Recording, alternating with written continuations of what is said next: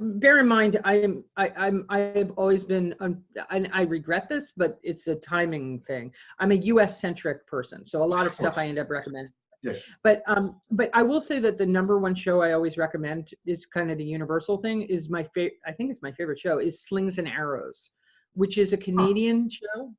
And it came out in, I don't know, the late 90s. And as far as catch up things, like archive things that people haven't watched but should watch, it's a brilliant, brilliant show. It's 3 seasons. It's set in Stratford, Ontario in Canada.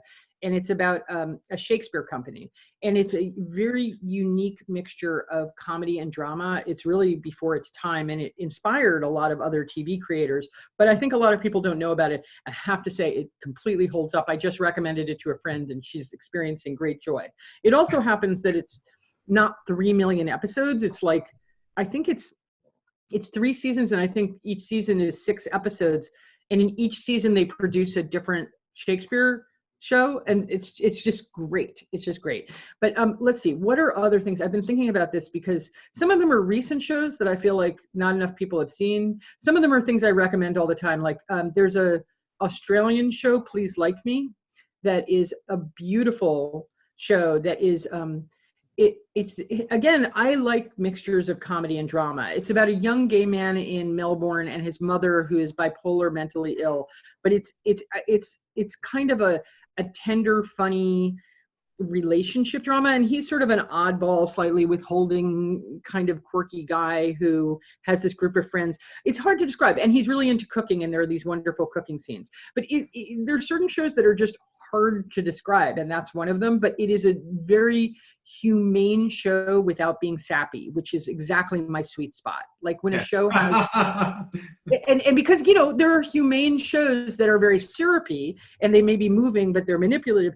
I like a show that is like a smart show but that has a real spirit of affection for people in this way, and I think that show is like that. So I'd say let me think, what are other, because I keep thinking of, I mean, it depends on what people like. I always ask people, what are you into? There are some recent shows I thought were really good that didn't get a lot of play. Let me think what came out last year. I love that Dickinson on that Emily Dickinson show. I'm sorry, I'm just like, there are shows that are my favorite shows, like 30 Rock or whatever, that people could catch up on. It really depends. There were the leftovers.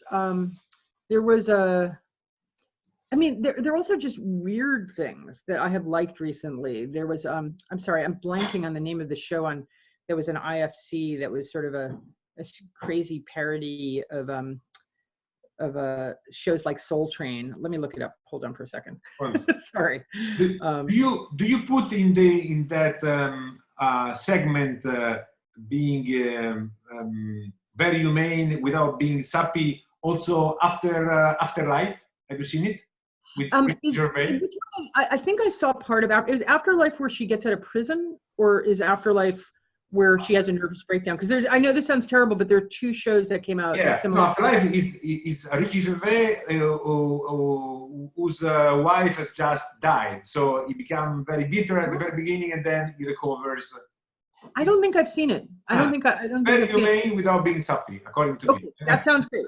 That sounds great. Like, look, I like Call the Midwife. It's a British show. Like, that also has this quality. It's a little more formulaic, but I feel like it's actually a very moving and interesting show.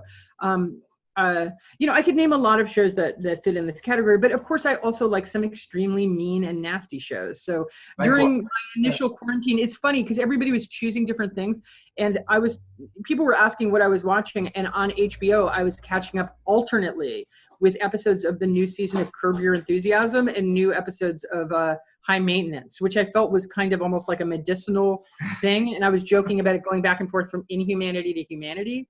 And I similarly used to watch The Americans and then follow it with Broad City. It's like mixing a cocktail. Like, I think it's good to have 2 shows that hit the spot in different ways. So, and I did think the new season of Curb Your Enthusiasm, I didn't like the last season, and I did like this season. So the new shows that I've seen that are good, and I don't know whether they're coming out for you, but like, I was blown away by Mrs. America, which is this show about the 70s anti-feminist Phyllis Schlafly is played by Cate Blanchett. I found this show wildly entertaining, really smart. I'm also, at least from the first few episodes, because I'm watching it on screeners, I liked Ryan Murphy's new show, Hollywood.